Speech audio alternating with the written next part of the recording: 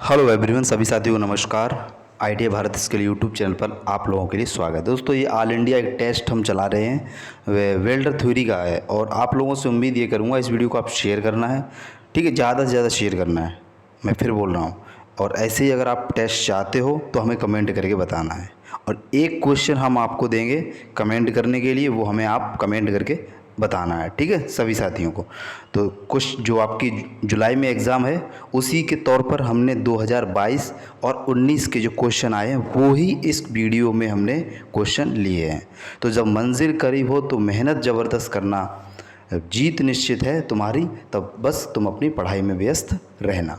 तो दोस्तों, इसी के साथ हम वीडियो करेंगे शुरुआत। और हाँ, आप क्या करें, एक से लेके जो भी हम क्वेश्चन बोलें, एक के आगे बी सी, एक के आगे सी डी, आप पूरा लिख लें।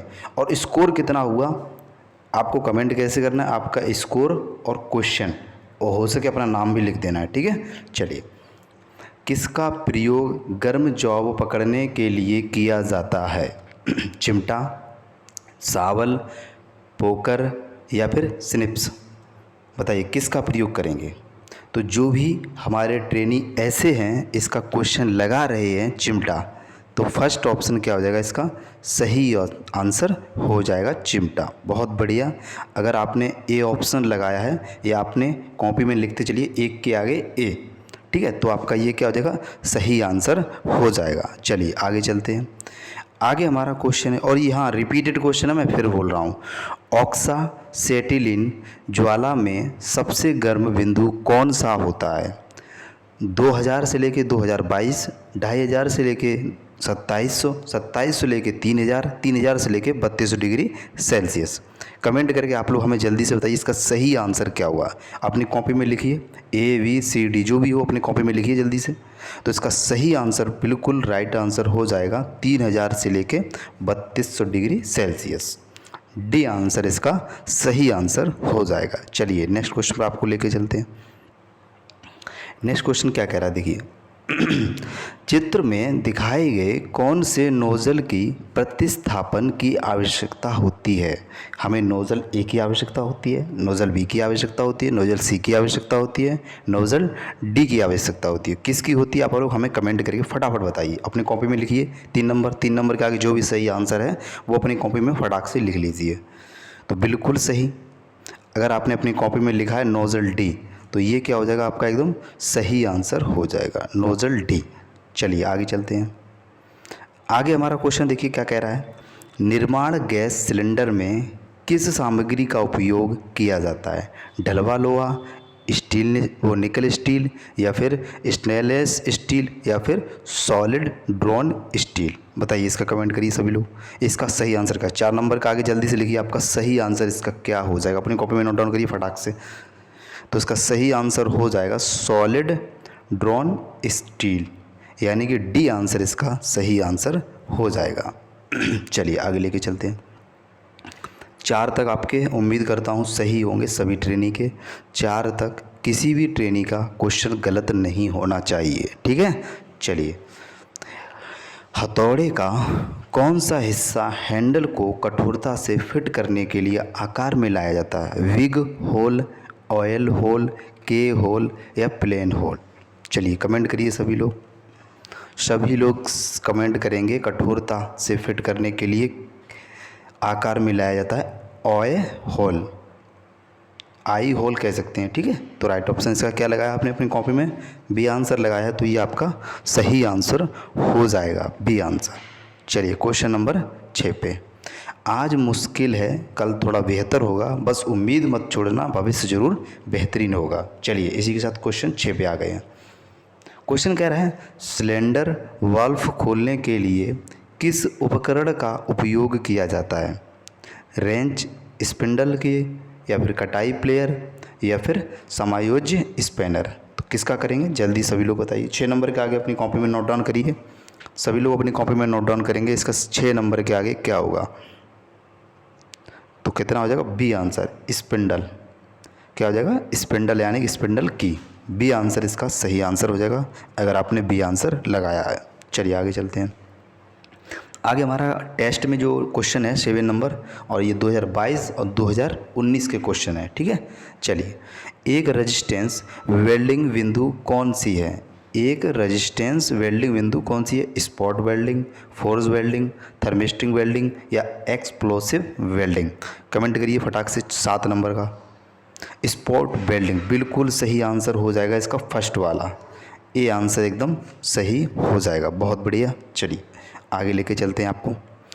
आगे हम लेके चलते हैं क्वेश्चन नंबर 8 पर। देखो बहुत ही अच्छा क्वेश्चन है, इसमें इसका नाम पूछा है, इसका नाम पूछा है। तो बताइए, दिखाए गए एक्स भाग का नाम क्या है? फ्रेम बोलते हैं, हैंडल बोलते हैं, फिक्स्ड फ्रेम बोलते हैं, फ्रेम लंबाई समायोजन बोलते हैं, क्या बोलते हैं? आप लोग हमें कमेंट करके बताएंगे।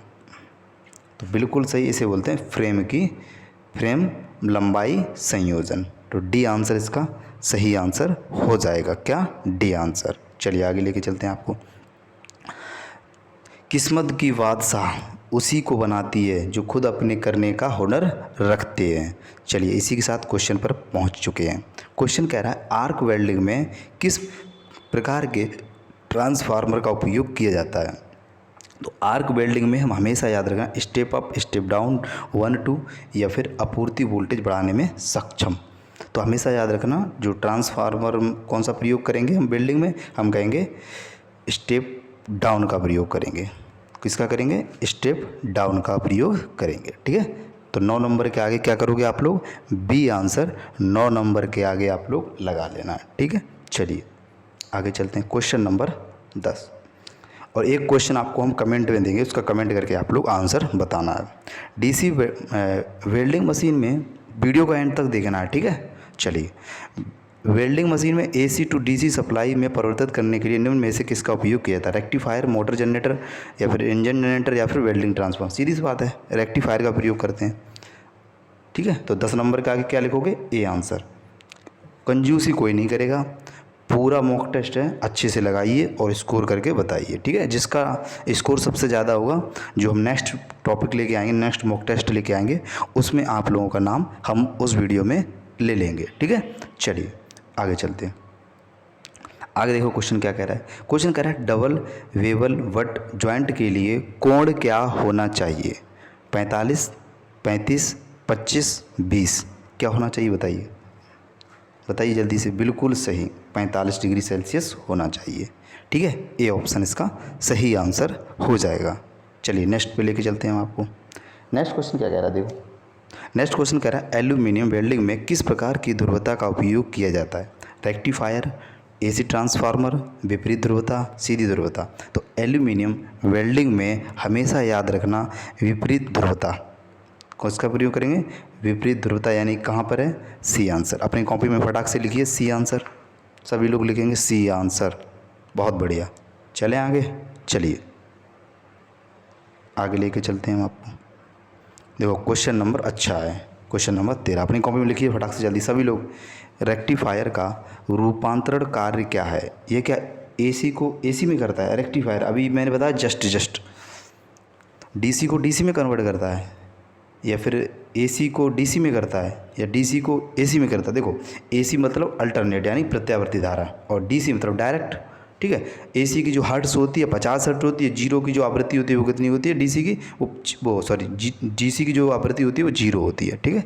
चलिए तो 13 नंबर का आप लोग लगाएंगे, एसी से डीसी कन्वर्ट कर देता है कौन? रेक्टिफायर। सी आंसर एकदम सही हो जाएगा। अपनी कॉपी में 13 नंबर लिखिए और सी आंसर लगा दीजिए, ठीक है।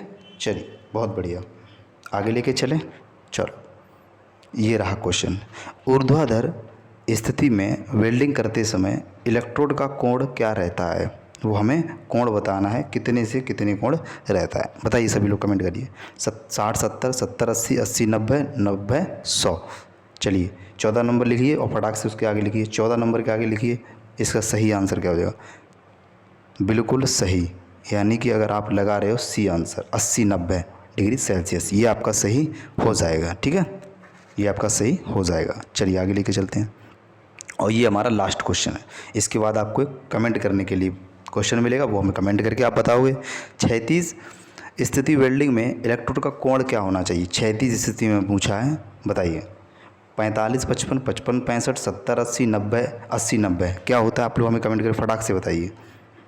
तो राइट ऑप्शन हो जाएगा सी आंसर, 70, 80 डिग्री सेल्सियस। ठीक है, 70 से 80 डिग्री। ये रहा लास्ट क्वेश्चन, ये कमेंट करके आप लोग बताओगे। क्वेश्चन क्या कह रहा है, देखो क्वेश्चन पढ़ के बता दे रहा हूँ। आर्क वेल्डिंग में उपकरणों को एसी से डीसी में बदलने के लिए कौन सा दोष होगा? आर्क ब्लो, ओवरलैंप, या वेल्ड क्रैंक, या विरूपण? कमेंट करके बताना है, ए या बी में से कोई एक है। आप लोग हमें ये क्वेश्चन कमेंट करके बताओगे। और ये मॉक टेस्ट आपको कैसा लगा वो भी हमें कमेंट करके बताना, ठीक है। और स्कोर आपका कितना हुआ वो भी कमेंट करके बताना है सभी लोग। और चैनल पर नए हैं, चैनल को सब्सक्राइब कर लो तो ही आपको वीडियो मिलेगी। अगर आपको कम से कम 100 में से 90 या 85 नंबर लाने हैं तो मैंने बिल्डर के लिए प्लेलिस्ट बनी हुई है, आप लोग वहाँ से उन वीडियो को देख के अपना रिवीजन कर सकते हो पूरा, ठीक है, और अच्छा नंबर ला सकते हो। Thank you for watching. जय हिंद, जय भारत।